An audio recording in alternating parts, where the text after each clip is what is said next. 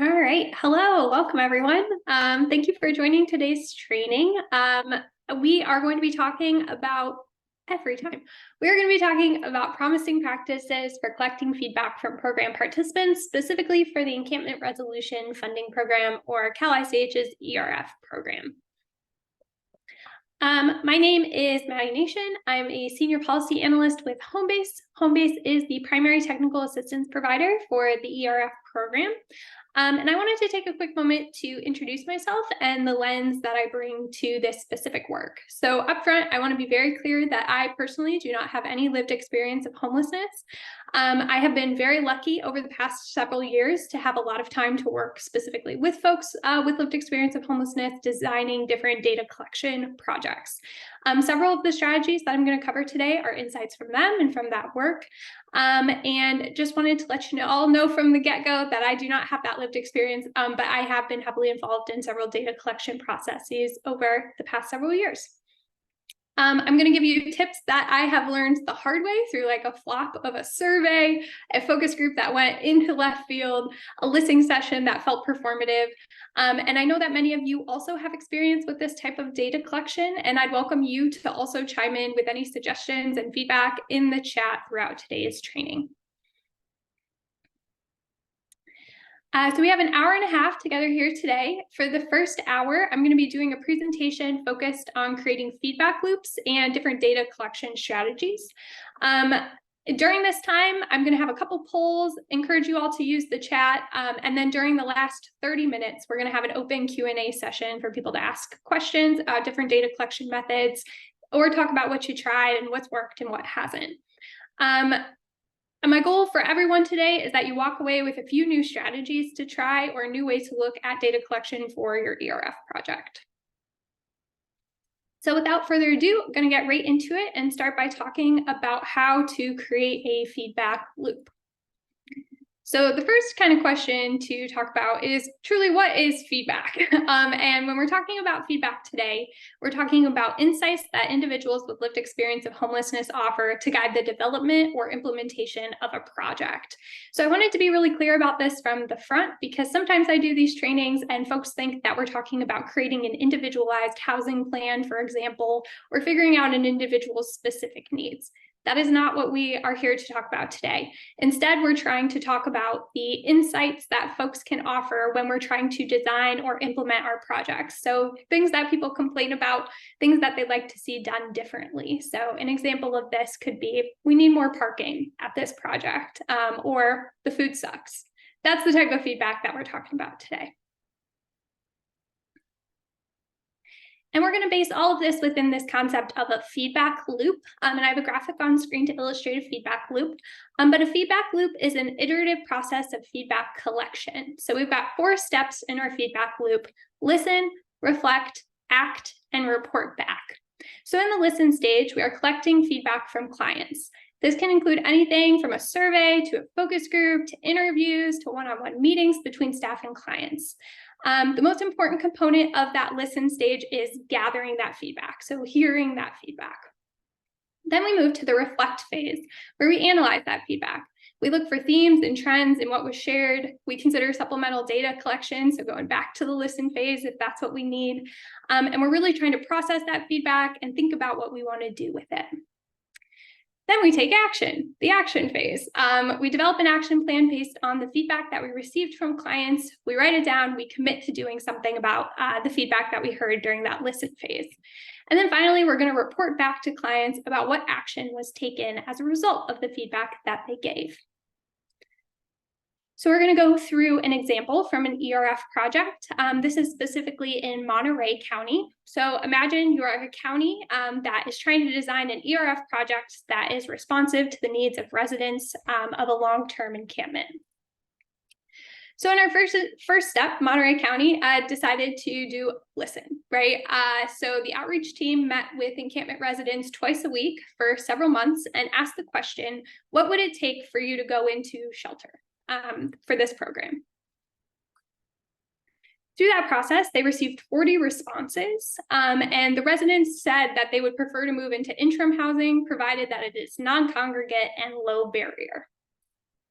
So Monterey County took that feedback and secured funding for a new interim housing project through the ERF program. And that project, in response to that feedback, did not impose any sobriety requirements to participate in services. And the program let people bring in pets, possessions, partners, and they employed some folks with lived expertise. Finally, they reported back on how they had designed the project in a way that was responsive to client feedback. They reported that back to the folks who had given that feedback to begin with and gave them a chance to sign up for the waiting list for that interim housing project and had great success with that. Lots of folks signing up immediately.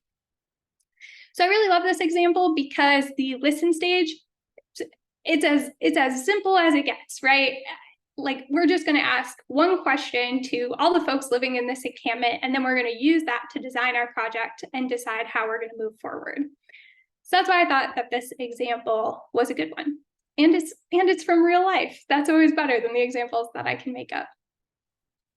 So with any feedback loop, once you get back to that report back stage, step 4, the process is going to begin again. So once you have your shelter set up, you will then begin to ask folks staying in that shelter, what can we improve? How could this look differently? And follow that loop again. And that's what makes it a loop. We start back over and we keep going. To make the loop work, we need accountability. So we want to make sure that we are collecting actionable data. So we're not just going to ask questions for the sake of asking questions. We're going to ask questions because we can do something with the data that we get from that. In order to do something, we all know that you need to secure buy-in from leadership on action. So we're not just going to start a data collection process and hope that that buy-in comes later. Instead, we're going to talk to the people in charge of our projects, in charge of applying for funding, in charge of making changes to program design, and say, hey, we think that we should collect feedback about this item. Are you on board? Can you commit to doing something with the information that comes out of that process? It's a great practice to offer an incentive for participants. This looks all different sorts of ways. It's often a gift card for a small amount of money for a survey or for participating in a focus group.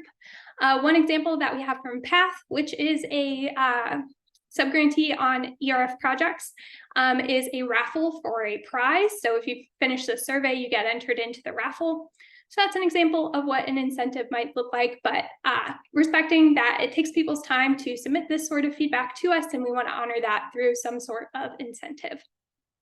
And then finally, just once more, kind of reiterating the importance of that report back step, that step 4, communicating the impact of the thing, the impact of the feedback, even when you can't do something with that feedback. So sometimes we go in with best of intentions, we have buy-in from leadership at the beginning, and then the feedback that we get from folks is just something that we truly can't do anything about. It might be outside of your scope as an organization, it might be outside the scope of what the community is able to control. But even if you get feedback and there's nothing that you can do with that feedback, it's important to share that information back to participants. So not just letting it feel like the feedback falls into the abyss, but instead telling them, hey, we know that you said this, here's what we tried to do about it, here's what the barriers were. Unfortunately, we can't do anything about that right now. So really having that accountability built in. Before I keep going, does anyone have any questions about feedback loops or the example that we went through together?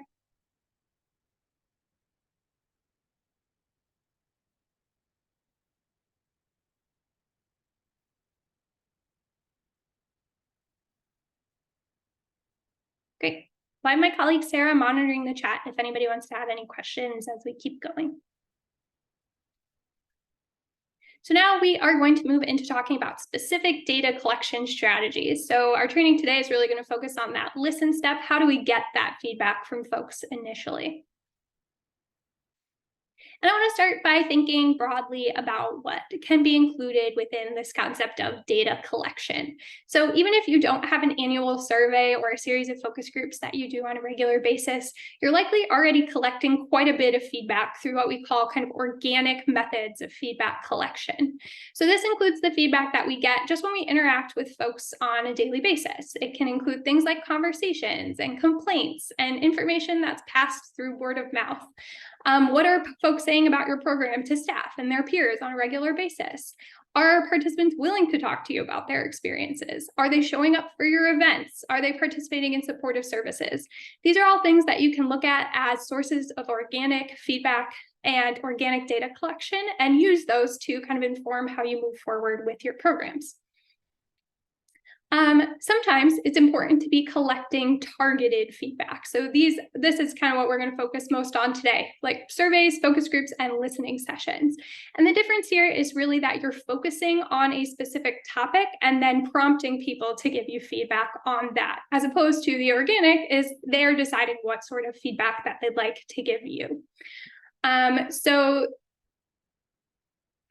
targeted feedback methods include things like surveys and focus groups and listening sessions. And that is, again, what we're going to be talking about mostly today. But I did want to pause on this slide to just encourage you all to think about how you can collect and respond to this organic feedback in a focused way. Do you have a clear policy and pathway for complaints? Is there space at your staff meetings to share about feedback that's being shared through word of mouth or conversations throughout the week? Is there like an FAQ document that you can keep regularly updated that addresses some of the themes of these conversations coming up? Taking action on those types of things, those organic feedback methods, can really help build rapport and trust in feedback processes, especially once you want to get into a targeted feedback process where you're asking and prompting folks to give you specific feedback. All right, so we talked about our targeted data collection methods. We got surveys, we got focus groups, and we've got listening sessions. So when we're talking about a survey, we're talking about a written list of questions that an individual will typically complete on their own or with minimal support. When we're talking about a focus group, we're talking about a structured conversation with a limited number of individuals. And when we're talking about a listening session, we're talking kind of about a larger community meeting with a set topic and more semi-structured sets of questions. So when you're setting up a data collection process, you're setting up your listen phase. It might include just one of these data collection methods or multiple, depending on the topic of focus and the population that you'll be working with. All three of these methods can work with encampment residents, folks living with shelter, folks living in permanent housing. It just depends on how you structure them, set them up, and publicize them. And it's important to make an informed decision about which data collection method is going to be the best for your project. So in the next couple slides, we're going to do a bit of a compare and contrast of these methods. So this slide, we're looking at surveys versus focus groups.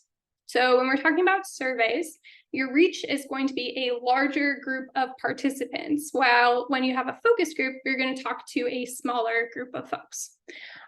This is important when you start to think about like what sort of feedback that you need to answer your central question. So for example, if you're seeking feedback on a change that might impact the whole community, for example, how do we set up our meal program? What time are we serving meals at? A survey will be better for that. If you're seeking feedback on change that's going to more deeply impact a small group of folks, like the availability of targeted supportive services for folks with criminal backgrounds, then a focus group might be better. So kind of the first thing to think about surveys versus focus groups is how many people you're trying to talk to, who's going to be impacted. Next thing to think about is anonymity. So surveys can be completed anonymously because they're typically self-guided. Somebody completes them on their own. This can be really useful for collecting participants' true and unedited feedback, especially if it's a really sensitive topic. This can also be a real challenge if your population has trouble reading or writing. So those are things to consider. Who are we trying to survey? Kind of what's the topic we're thinking about, and what is the accessibility of the method we're using? So if your folks do have a hard time reading or writing, a focus group can be a good option. But that information is really only going to be confidential because you need a facilitator and folks are going to show up, so you'll know who is participating. Another way to get around that is to think about who is facilitating your focus group. It may be beneficial to get a third-party facilitator, someone from a different organization, someone from the continuum of care. It can also be useful just to try to get someone from your own staff who doesn't regularly interact with this group of participants to try to get people's true and unedited feedback. So then our last kind of consideration in surveys versus focus groups is the depth of the information that you're trying to gather. So a survey, you can really only get at some simple information, while focus groups can capture more nuanced perspectives. So surveys, for example, are going to just be like a constant list of questions that everybody is going to answer, often multiple choice, fill in the blank, scaled survey responses, which we'll talk more about. Whereas a focus group, and somebody's going to complete that on their own. Then when you're in a focus group, you can have more of a responsive sort of thing. So you could ask an open-ended question, ask follow-up questions. Participants are going to hear from each other's responses. So they're going to develop kind of a more nuanced view, even just through that process of hearing from other folks and talking about it out loud. So that's kind of a survey versus a focus group. On this side, we compare focus groups versus listening sessions. So we already talked through the focus groups. I'm going to just talk through kind of the elements of a listening session. So a listening session is generally going to be open to the public. So they're going to have a much wider reach than a focus group. Like a focus group might have about 6 participants. Listening session could have up to 50. It could even get higher. It's something that's just open to the community. With so many folks in attendance, opinions shared in a listening session are going to be very public. So think about your topic and what you're trying to gain perspective on. If it's a topic that's sensitive, or folks may not want to share about it out loud, it could be difficult to gather that feedback in a listening session. So for example, a listening session about a rodent infestation in a non-congregate shelter could very quickly become a difficult public conversation where people are accusing each other or have different theories about what's happening. In a listening session, you can get at some complicated information where people are giving you different parts of the puzzle. That's what that little icon is about.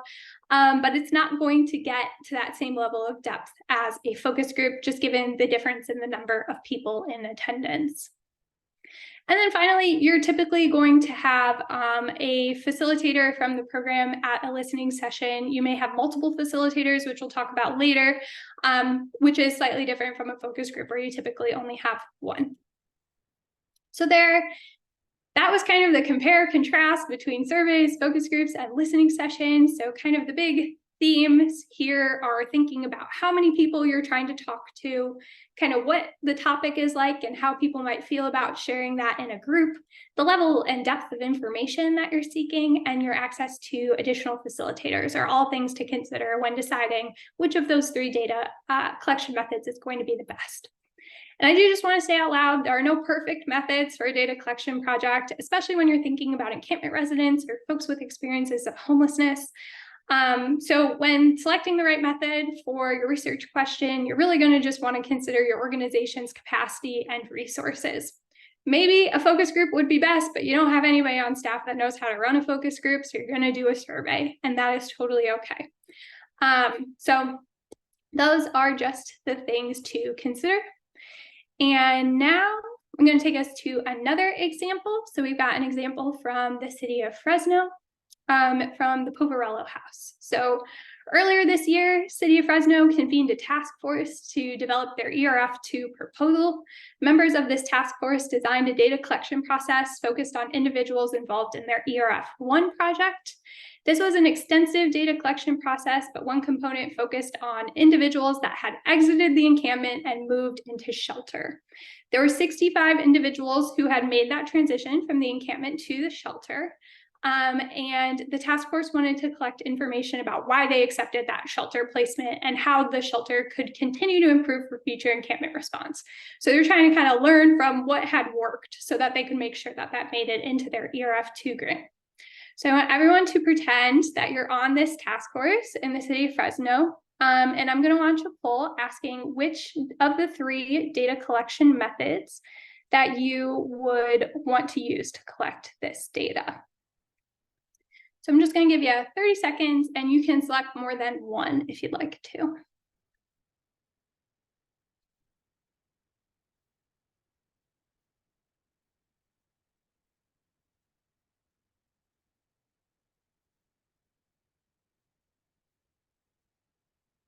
About 15 more seconds to answer the poll.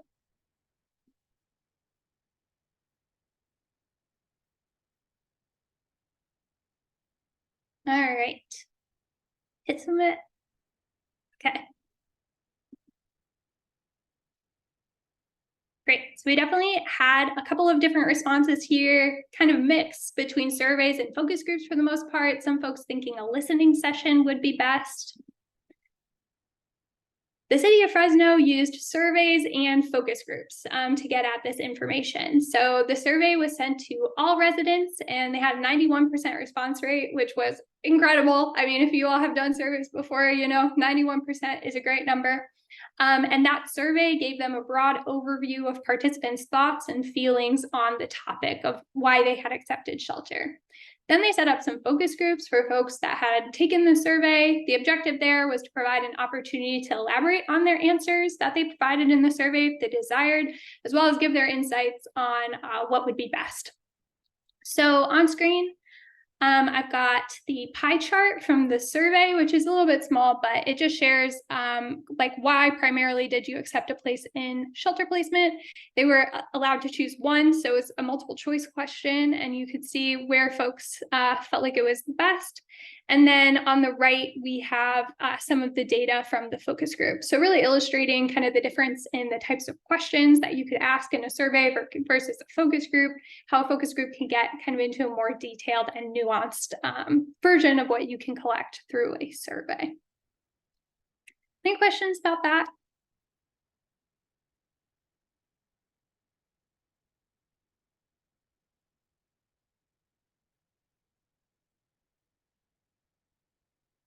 All right, we'll keep rolling. So we are now going to do a deeper dive into each of the 3 data collection methods. So we just talked about how there's no perfect one. You might combine some of them to get at some different pieces. Now we're going to talk about how to set up a good version of each of these. So starting with surveys.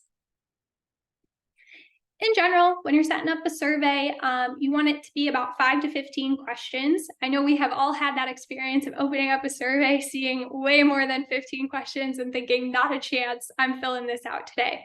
So typically 5 to 15 questions is the sweet spot. Lower, if you can, on the lower end of that, if you can swing it, is where we typically like to be. Second is my favorite tip that I give everybody all the time, but you want to make sure you have a large font size for all of your materials, especially your surveys. You want to make sure that the font size is big enough that folks can easily read it, and that is also accessible in various formats, especially if you're thinking about doing kind of a paper version of a survey as well as an electronic version. So to that point, it can be useful to have it available on paper and virtually to get the most number of folks an opportunity to participate. And thanks to Los Angeles District 4 for that tip. And then we know that many ERF projects are serving clients who read and write in languages other than English. If that is your population, you should translate your survey into languages that your clients can read and write in. And sometimes that is something that can be accomplished through county departments. They often have translation support services. So if you haven't done translation before, that can be a good place to start. So something to think about a lot when you're designing a survey is readability. And readability is simply the quality of being easy to read. So the higher the level of readability, the more likely it is that participants are going to understand your questions and give accurate responses. And I think we all kind of fundamentally and intuitively understand this. We all appreciate something that's very straightforward, easy to understand, and easy to complete. So in our work, roughly a 5th to 7th grade reading level is a good baseline rule for improving your survey response rates. And I have some examples of tools on the screen that can be used to assess the readability of a written document. My personal favorite is the Hemingway app, which is just an online thing that you can copy and paste your text into it, and it will show you some different places where you could improve readability. We'll talk about some more strategies there on the next couple of slides, but there are also readability tools integrated into Microsoft Word as well. So we've got 3 things to avoid in order to improve the readability of written documents. So the first one here is words that are longer than 10 letters. The second one is sentences with more than 15 words. And then the third one is the use of the passive voice. So when we're talking about words that are longer than 10 letters, you want to try to use shorter words that are familiar to your audience. So for example, a word I think we commonly use is sorry.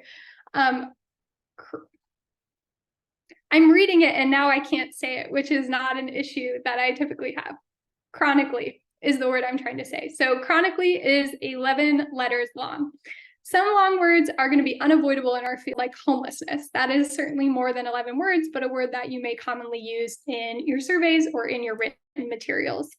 Other longer words are also well understood and recognized by the public, like relationship. So it doesn't have to be a hard and fast rule. It's not like you can never use a word that's longer than 10 letters, but in general, using this as a tip to figure out what words in your writing may be inaccessible and unfamiliar to your audience. This is just a good way to start that test. Second, we're thinking about sentences with more than 15 words. This can happen when you are asking a question that contains too many parts. So you want to check for any conjunctions in your sentences, like, and, but, if. However, sometimes that just means you're asking too many things in the same question, and you want to split that up into several different questions. Finally, the passive voice, this can happen when we don't have a clear party taking action and instead are thinking that something happens to someone as opposed to someone inflicting an action on another person. So we'll go over an example in the next couple of slides. So we're going to take a question and then we're going to kind of analyze it for all of those three tips. So the original sentence would be, are you chronically homeless? Putting that in a survey, right? We may ask that because we want to be able to look at our survey and say, you know, chronically homeless folks answered this question this way, while folks that didn't have that chronicity and answered it a different way. So that's why you might ask this in a survey. So when we're trying to avoid words longer than 10 letters, chronically is longer than 10 letters. So an adjustment you can make is, have you been experiencing homelessness for 1 year or more and diagnosed with qualified disability? Okay, so now we're in trouble because that sentence, it's too long. It's got 16 words. So we want to make it shorter than 15 words. And a strategy for doing that is splitting it into 2 questions. So the adjustment we made here is splitting it into, have you been homeless for at least 1 year? And have you been diagnosed with a disability? And then we had one more issue, which is now our sentence had passive voice. So the sentence we're going to focus on is, have you been diagnosed with a disability? And the adjustment we made was, has a doctor diagnosed you with a disability? So the original sentence we had, are you chronically homeless, has become 2 questions. Have you been homeless for at least 1 year? Has a doctor diagnosed you with a disability? So that's an example of kind of how to apply those tips to improve the readability of your survey questions. Another great thing to do to keep folks engaged in your survey is to vary the survey question types, the structure of your survey questions. I know that we've all also had the experience of opening up a survey, seeing a ton of open-ended questions where you got to write a paragraph and then immediately closing that survey again. So we definitely kind of want to avoid that. On screen, we have 2 examples of survey question types from PATH, which is a nonprofit provider. So the top question here is a scaled question. Oh, geez. The top question here is what we call a scaled question using a Likert scale. And it asks, how has your life changed since working with PATH? Greatly improved, somewhat improved, no change, got somewhat worse, got much worse. So the importance to the scaled question is you're asking people kind of along a continuum. How would you describe your experience? Often the scale could be poor to excellent. It could be strongly disagree to strongly agree, but those are all kind of examples of scaled questions. Something that can be great to do too is, if you are concerned about people's ability to read and write, is sometimes to add little graphics as well. So if you wanted to go from poor to excellent, you might do frowny faces on the poor side and then a big smile on the excellent side to give people that visual cue of what you're asking.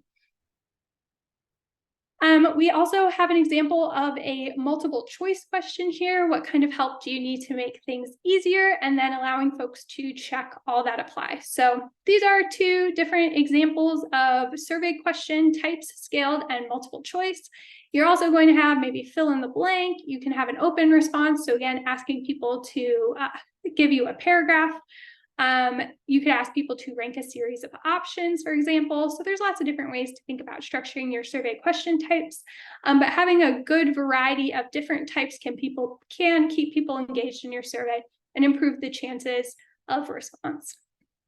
I've also had the experience of distributing surveys where someone fills in only the multiple choice and scaled options and then skips the open-ended options entirely. So thinking if I had only had open-ended questions, they probably wouldn't have responded at all, is why this is something I really focus on in my own survey development. So I have two last tips to think about when you're drafting survey questions. The first tip here is to be as concrete as possible with what you are trying to ask. So unless you're specifically interested in collecting information about people's feelings, it's helpful to base questions in a behavior or a specific experience. So for example, our first thing here is instead of asking someone if they feel like their housing navigator keeps them informed, ask them instead about getting answers to their questions about housing when they had them. So that is an example of how to be concrete. Step 2 is to anchor the experiences in time. So this can be really helpful for people's memory recall. So instead of asking about a huge and open, broad past, ask about the relationship to an event that they may have a memory about. So instead of asking, when did you last talk to someone about your housing needs? Ask them instead, have you talked to someone about your housing needs since the 4th of July or a different kind of milestone that they might remember? Related, if you're asking questions about a process, ask the questions in the order that that person would experience them. So if you wanted to ask about someone's pathway to housing, you might ask about their experience losing their housing before their experience entering the shelter, for example. So the tip here is to both kind of anchor experiences in time with like memorable events that folks may recall. And then the second piece is to ask them in the order that they may have experienced the thing. So to bring some of what we talked about together, I've got an example of survey questions from San Diego County. So in San Diego County, outreach workers surveyed everyone they came into contact with for about 2 months. Outreach workers asked the 5 questions that you see on screen. So which county departments have you ever worked with? Did you get the help from these county departments that you needed? Were you asked about your housing status? Could the county programs you mentioned have done something different to prevent you from becoming homeless? And do you have any other thoughts you'd like to share about what to do to prevent or end homelessness? With just these 5 questions and reaching out to everybody they talked to for 2 months, they were able to get nearly 500 responses, and they feel like they collected great information about interactions and experiences with the county. When I talked to folks from San Diego County, they said this survey was really simple and easy to administer. And in the future, they're thinking about doing it on an annual basis and might change the lens of focus to talk about things like leaving unsheltered homelessness or housing requirements, income, maybe some HAP 5 goals. So this is just an example of how to implement several of those tips into a survey that you would share with folks in an encampment. Are there any questions about surveys or the example on screen?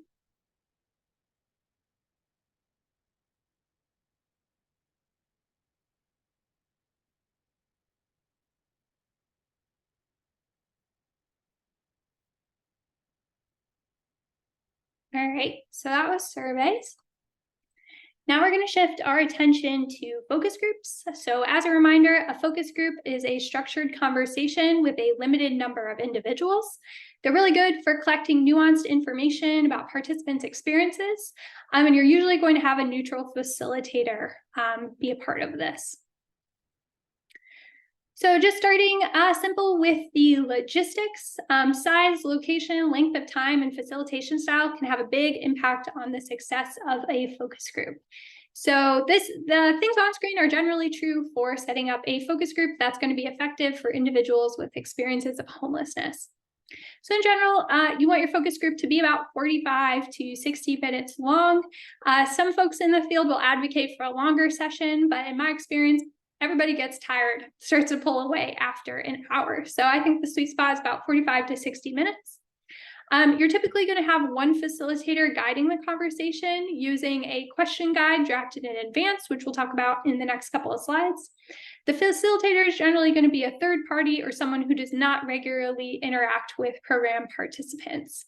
So we talked about this a little bit, but the reason behind this is that people don't like to give negative feedback face to face, especially to folks that they are grateful to or who they feel like have some control over their destiny, right? This is called courtesy bias, and it can be overcome by strategically picking a facilitator who folks don't kind of associate with their access to housing or services. A focus group, you're generally going to want about 6 participants. In my personal opinion, that is the sweet spot. If you have a 60-minute focus group with 6 participants, it gives everyone time to contribute without feeling like they're rushing. And it also can make it feel like no one is on the spot to answer every single question that you're asking. So about 6 participants. If it's going to be a virtual focus group, you're going to want fewer folks. If it's in person, you could get away with a few more, but definitely don't want your focus group to get too big. My next suggestion here is it's great to record a focus group if your participants are okay with that. It's going to make it much easier for you to collect quotes when you're analyzing the data, thinking about what people said. It can also prevent some of the editorializing that naturally happens when folks are taking notes quickly. So definitely suggest recording if folks in your group are okay with that. And then finally, you want to make sure to host the focus group in a private space where you're not going to be interrupted by people constantly passing through. I once hosted a focus group in a community room that was a regular pass-through for program residents. It was chaos. When we started, we had 8 participants. By the end, we had more than 40. People just kept coming in. It basically turned into a listening session. So it's important to kind of think about where exactly you're hosting that focus group. And it's also important to think about what constitutes private. In another scenario, I was on a team that hosted a focus group in a private room, but it was adjacent to the executive director's office. And there was like a glass pane between the 2 rooms, and the ED was just sitting there watching the focus group happening. Not really, like they were trying to work, but it didn't really allow for the level of confidentiality and free sharing that you're hoping for in a focus group. So really trying to find a space that's going to be like away from the hustle and bustle of regular traffic, and ideally not a room that a bunch of people can peer into or is too close to someone who is seen as having a lot of power. That's a sweet spot for many programs. I definitely know that that's hard to find. All right, so now we're going to talk about how to design your question guide. A question guide is a list of questions used by the facilitator to lead the focus group. And these guides typically follow the same pattern with a beginning, a middle, and the end. So at the beginning, you're going to start the focus group with introductions, ground rules, and information about participation. And that information about participation can include a lot of things, but it can include how folks are going to be compensated for the time, how you'll be using the information that's shared, talking about doing the recording, all those sorts of things happen at the beginning. So again, ground rules are things that you can set at the beginning, and ground rules are a series of expectations for participation and experience in the focus group. And on screen, we just have some examples of ground rules. And I just want to take a note to say, like, sometimes ground rules can feel performative, kind of like a waste of time. It's like, okay, let's just get to the business of this focus group. But they can also be incredibly important when facilitating a focus group. They can act as like your home base throughout the meeting, revisiting them if it feels like things are going off the rails. So if people are interrupting each other all the time, or they're getting mad at each other for the opinions that are being shared, revisiting the ground rules can just you just call and you get your name. A moment to recenter and remind participants to respect each other and the process. Okay, so back to our question guide structure. Once you've introduced yourself and the ground rules, it's time to get into the questions that are relevant to the topic of the group. So we're in the middle now. And in the middle, When you're drafting questions, a lot of the tips we talked about in surveys are going to be applicable here, but you kind of want your focus group to act like a triangle. You want to start with broad questions and then try to narrow into more specifics as they're coming up. So to get to a broad question, you want to use open-ended questions that begin with how, why, and what. So the difference between kind of an open-ended and a closed-ended question would be like, did that make you feel bad? Yes or no? That's a closed-ended question. Versus how did that make you feel is an open-ended question. So in a focus group, you definitely want to try to do more open-ended question asking. Sometimes in a meeting or in a focus group, you'll have someone who has a lot to say. They just keep talking. And sometimes they're talking about the things you want them to be talking about, and it's great, and you're so excited. And sometimes they're talking about everything under the sun except the question that you asked. So on screen, I've got just a couple of tips for how you can kind of redirect a discussion in the middle to try to get everything back on track, or to get folks to leave space for others to contribute. So you've got, thank you for that feedback. Does anyone else have something to say on this topic? Thank you for all this great feedback. Looking at the time, I think it's time for us to move on to the next topic. Thanks for that feedback. Did you have any more thoughts on the original question that I asked? And that I'm hearing there are challenges with X, Y, Z. Does that cover it? Did I miss anything? These are all just sentences that can help you kind of redirect the flow of conversation in the middle of a focus group.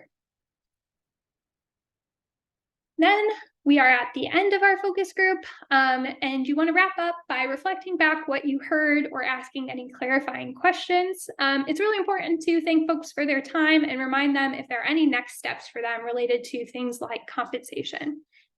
So these are some strategies for setting up your question guide for a focus group. Facilitators do not need to strictly adhere to question guides. Adaptability is really key during a focus group to make sure that you're getting at the questions that you want. So it's fine to be asking follow-up questions, different questions for the most part during a focus group. The last thing that I have to say about focus groups is just a note about accessibility. Sometimes it can be really difficult to get program participants to attend your focus groups. And on occasion, that's because there's an issue of accessibility.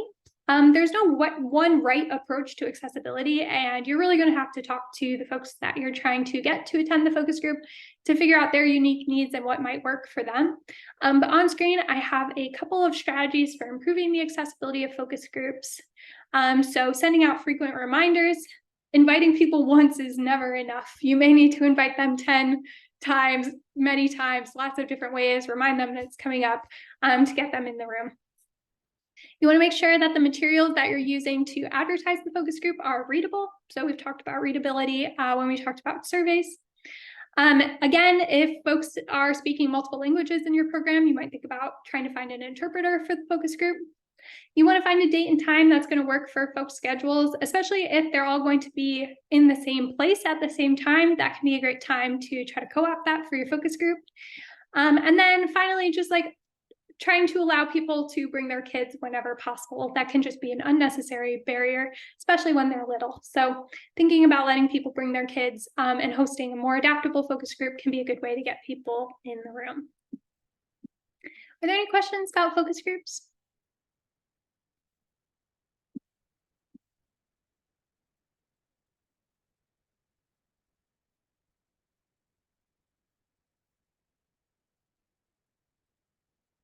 All right. Our last type of targeted data collection we're going to talk about are listening sessions. So as a reminder, a listening session is a larger community meeting with a set topic and a semi-structured set of questions. So here we've got some considerations for listening session logistics. Starting with the length of time, I think 60 to 75 minutes is the sweet spot for listening session for the same reasons we talked about with a focus group. After that time, folks start to pull away. So 60 to 75 minutes seems to be the sweet spot. You want to try to find an easily accessible location for the folks that you want to show up. So if it's a listening session with encampment residents, trying to host it at the encampment. If it's for shelter folks, trying to host it in the places that they are commonly gathering. That's a tip for making a listening session successful. Often you might want multiple facilitators for your listening sessions, and we can talk about that in the next couple of slides. And you may also want multiple ways for folks to offer an opinion. So it can be helpful to use a variety of facilitation techniques to gather ideas during a listening session. We know that not everyone shares feedback in the same way or feels comfortable speaking in front of a large group. So on screen, we've got a couple of ideas for how you might get listening session feedback in a variety of different ways, rather than just opening it up with a couple of general discussion questions for everyone in the room to chime in. So these are typically going to be for in-person work. So having activities in small groups and then asking people to share out. So you might just have those same discussion questions, but share with your partner, share with people at your table, and then we're going to share as a group the big things coming out. Sticky paper on the wall is a classic technique to get people to share things. So putting up a big kind of poster board or another piece of paper that folks can write their response to questions on. People generally get more involved if you make them use their feet or their hands in some way. So asking people to go to different corners of the room if they have different opinions, and using that to spur conversation can be beneficial. And then finally, there are all these great facilitation structures called liberating structures, and there's going to be a link in the slide deck that you all can access that have different strategies for getting people talking with one another and generating ideas together. So one of my favorites is called 1, 2, 4, all. And the way that it works is you would give everybody a question, and then the 1 represents you just think about your question on your own for 1 minute. And then the 2 is you get in a pair and you share that, you share your feedback with each other for about 2 minutes. 4, your pair links up with another pair, you all share feedback, and then you share feedback with the whole group. So it's a structure, they have lots of different structures like that, just different ways to mix up your facilitation to get folks talking. So you're in the meeting, everyone's talking, they're posting on different poster boards, all those sorts of things. How are you capturing those good ideas? Because that's really our purpose, right? We're trying to do data collection. So one of the strategies is just having multiple note takers, having people sitting in different parts of the room. If you're going to do a bunch of small group activities, trying to think if you can have note takers with all of those small groups. Those can be good ways to make sure that you're capturing all of the good things that are happening. Again, making notes of key concepts on like whiteboard, big paper, so that folks can follow along. And then recording the meeting can sometimes be beneficial as well. But again, you want to make an announcement. So to illustrate this concept, I've got this picture from a listening session. The topic of this session was creating a plan for an organization's annual work. So I'm going to go through all the ways that feedback is being captured here. So that little red circle, number 1, you had small group activities in response to a specific prompt. So this was a collaging activity to get people's juices kind of flowing about what they'd like to see, how they'd like to feel, words to describe their experience. So that poster board was one source of feedback that was used in the follow-up to the meeting to think about what to do next. We got the big paper on the wall, number 2. So participants were invited to post any of the ideas that they generated during that collaging activity on these big papers that everybody could see. And there were different papers for different topics, like new ideas, resources that were needing, questions, topics for the future. They also had, let's see if my bubble works. Number 3, these were private suggestion buckets. So these were like little buckets where people could put note cards in to add their suggestions that they didn't feel comfortable sharing with the group. So the feedback in these buckets was only reviewed after the meeting took place, and it was very clear who was going to review that, so people felt like they could just share with that smaller group. And then off screen, this person is pointing to number 4, but this was a big piece of paper where facilitators captured themes from the group discussion that were coming out of the collaging activity, the posting on the wall, and anything else that folks wanted to share. So all of these, number 1, 2, 3, and 4, these were all sources of data that could be reviewed later by facilitators after the meeting was complete. So like a focus group, one of the biggest challenges to a listening session is recruiting participants and getting folks to show up. So I've got a couple more strategies here around that question. The first one, just giving yourself enough time to recruit participants, giving them enough notice to get it on their schedules, and give yourself enough time to remind them multiple times, right? So allowing sufficient time is always tip number one. Tip number two is leveraging relationships. So having people who are trusted in the community share that this is coming and that folks should attend and that the feedback will be actionable, and all those types of things can be a great strategy for outreach. You want to create bright and readable materials. So even materials on bright paper that's going to capture people's attention can be useful for getting them in the room. And then we've talked about reminders enough times. The last thing is to think about distributing flyers in places where folks will be. So I've got an example of a flyer on screen here just for everybody's background. And this flyer, it makes the main point of this thing clear. It's an invitation to this community summit. It gives very clear information about how to join the meeting, and it uses icons and graphics. So those are kind of three characteristics that I think make this a great flyer and something that is worth replicating. So that is what I had to say about listening sessions. And we're now going to move into the Q&A portion of this training. So definitely welcome anyone to come off mute. You can raise your hand, go in the chat. Just let me know if you have any questions about what we talked about today. Also happy to work through any problems that folks have.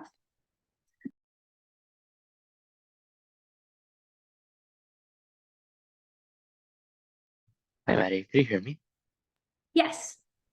I had a quick question. One of the examples that you mentioned was about the city of Fresno.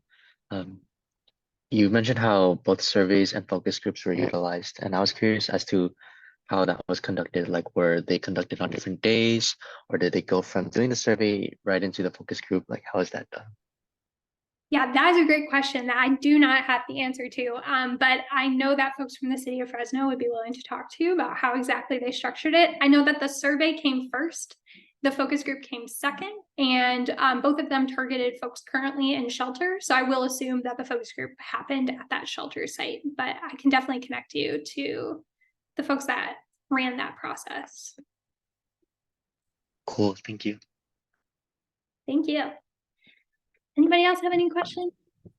I have a quick question, and it's kind of relating to the previous question. Would it be too much to ask for a pre-survey and then have the focus group and then a post-survey just to see how folks feel about what they got out of the focus group? Yeah, so the question that you want to ask is like, was this focus group successful in the pre or post survey, or is there other information that you're trying to get? Yes. So was it successful? Like, did the people who were at the focus group, did they get answers, or just, I guess I don't know how to ask it, but it's more so to see like how they coming into the focus group, how they felt, and how they felt after.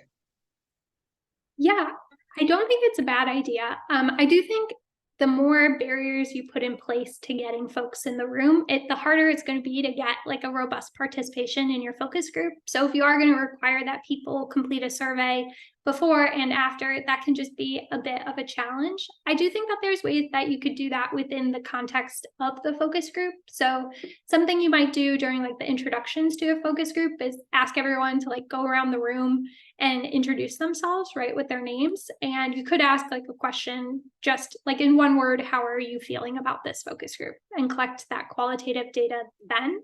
And then near the end of your focus group, you could ask how people are feeling again and get that way, as opposed to doing a full survey to get at that information.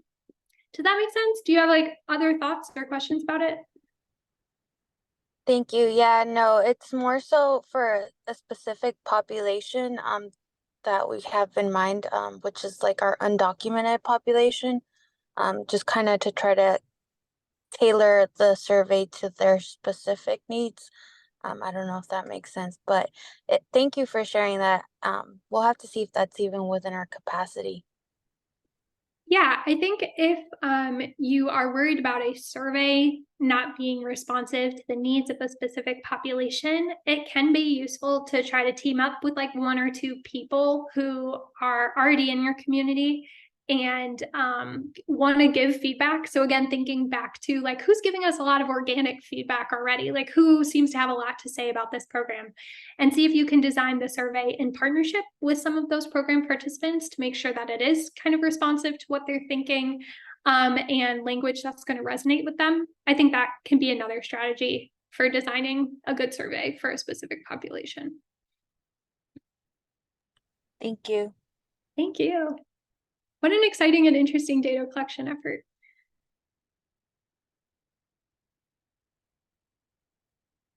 Do other folks have questions, things they want to talk through?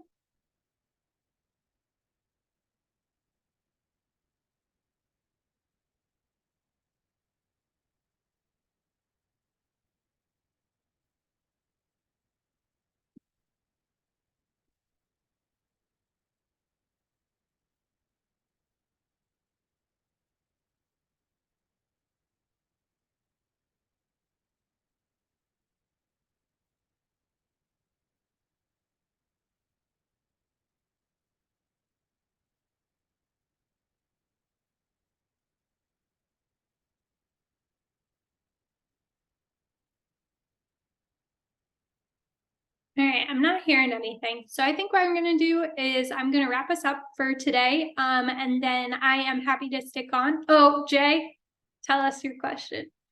Hi. I mean, I just throwing this question out there because there has we get asked by leadership a lot for ideas, and I just want to pick your brain, see what you think.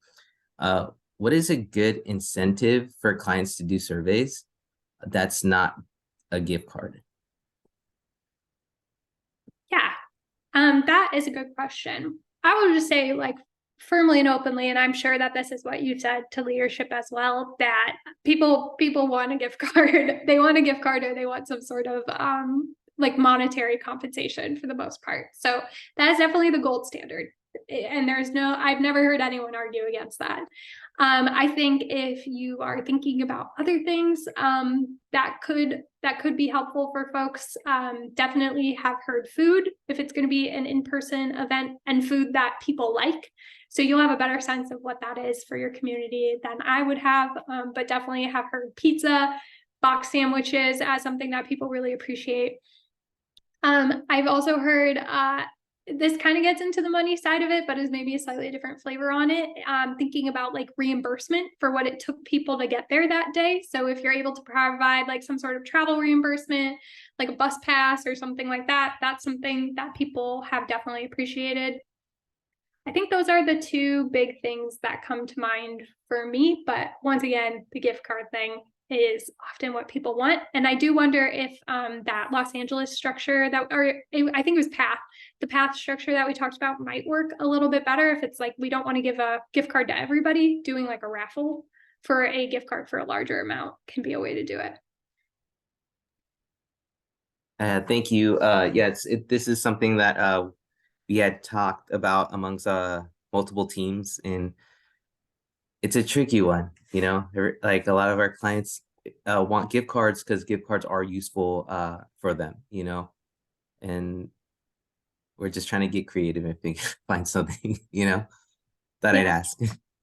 Totally. Does anybody else on the call have other ways that they have compensated folks for survey or focus group participation beyond a gift card? Or other creative ideas?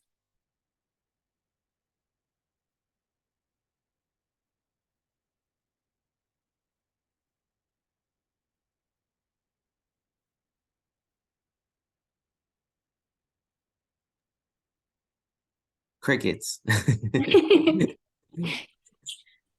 What about like paying for a haircut, maybe paying for some interview clothes? I don't know. Haircuts is actually a pretty good idea, actually. Might I add, yeah, anything I guess self-care related sounds like a really good idea. Oh yeah, I mean, this isn't self-care, this is like basic necessity, but I have heard folks like giving out like care packages of things, like shampoo and toothbrushes and things like that. I think the issue there is you like don't want to make people's access to survival goods contingent on their survey participation. So it's a bit of a tricky line, but I think the idea of the haircuts and the self-care is a great one.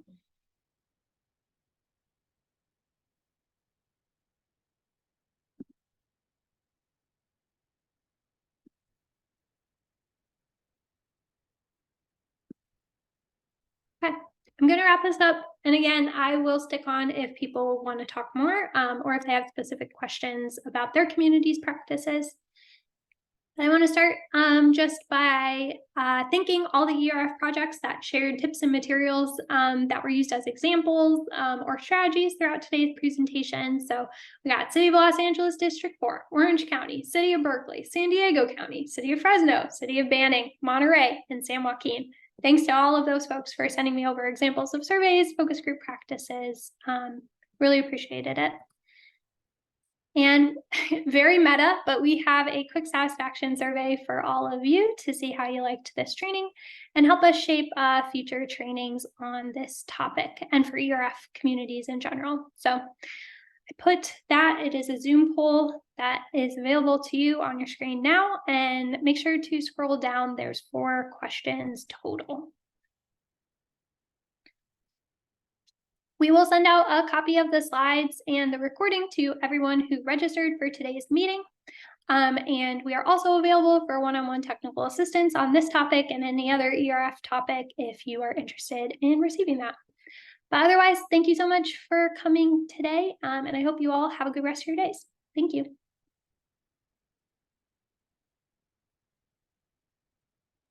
Thank you.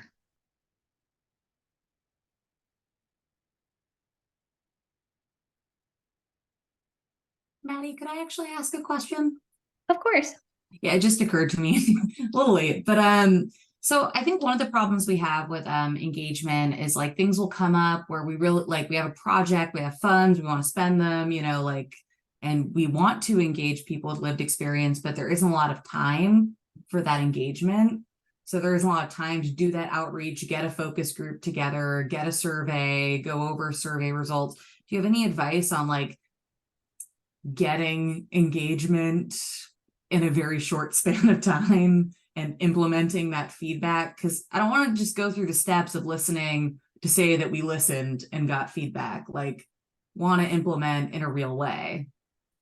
Yeah, I definitely hear that. And it is definitely a challenge that we hear all the time. I would say like my first piece of feedback is not going to be helpful in the immediate, but I need to say it, which is like, if you can think about ways to integrate, like, especially some of that organic feedback that you're already receiving, or ways to make sure that you're capturing that and using that to implement future change. Like, I think setting up those structures so that it isn't like a, we just need quick feedback now kind of moment, but instead is a, we've been gathering feedback this whole time kind of thing. That is kind of my like initial strategy. But then the second one, I think, is just coming up with something really short and asking a lot of people about it as quickly as you possibly can. So I think back to that Monterey example we went through at the beginning, which was like the outreach workers were in the community asking everybody that they talked to, like, how can we make a shelter program that's going to work for you, and gathering all of that. And then they use that to inform their application process. I think that that is the way that I would approach it. Like, use the spaces where you're already talking to people, come up with like 1 or 2 really quick questions that you can ask people, and then use that to inform the design of the thing. Gotcha. So if you don't have a lot of time, engage where you're already engaging as opposed to trying to set up something more formal. If you have more time, great, take it, do a lot of outreach, give yourself time to get together groups, come up with incentives, etc. Yeah, that is basically how I would approach it. I think that there is also like, you know, depending, is this for like an outreach project or like just in general kind of for? I guess it's just sort of a general question because, you know, it comes up a lot that it's like we're applying for funds, but, you know, we don't really have the time to do a separate like engagement, you know, And we do engage all the time. You know, we have like a lived experience advisory panel, and we get feedback from people in our various programs. So, I mean, we do have some level of ongoing feedback that we try to implement and keep in mind as we, you know, come up with projects. But I guess just like the specific feedback about projects can be challenging to get in a quick time frame when you're trying to also write a proposal, write the contract, and like you have all these other pieces too. Totally. So it's interesting to hear that you have a lived experience advisory panel. Is that for like your continuum of care? or for- That's the continuum of care. It's not like separate to our city. Yeah. Yeah. So I don't know what your relationship is like with that body or like where they're Mhm. at in their own development, but if maybe over the long term, you could think about like helping them build capacity to be able to be responsive to those types of questions when they're coming up, kind of, because it sounds like what I'm hearing you say is that sometimes there's a need for like an immediate kind of feedback about a certain element of a project, but in general, there also seems to be this need for feedback on funding applications, like longer term. So Yeah. it may be worthwhile to like work with the lived experience advisory panel and talk about, like how can we help you all build capacity? Is this something you're interested in providing more feedback on in the long term? Yeah. Well, I appreciate that. That was helpful. Okay, good. I'm glad it was. And if you have more questions about it, definitely reach out, and happy to brainstorm on like specific stuff as it's coming up. Perfect. And then you'll send out the slides. Yes, definitely going to send out the slides and recording. Great. Thank you so much. Helpful Yeah, thank training. you for Appreciate coming. you. Appreciate you. Oh, you're muted, Sylvia. I had unstable internet and I'm in a loud place, so I just thought I'd leave my camera off, but thanks for your input. Always helpful. It's a challenging space to be in, so worthwhile. Yeah, thank you for coming today.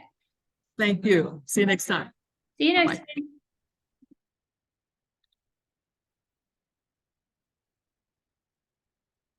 Anybody else have any questions?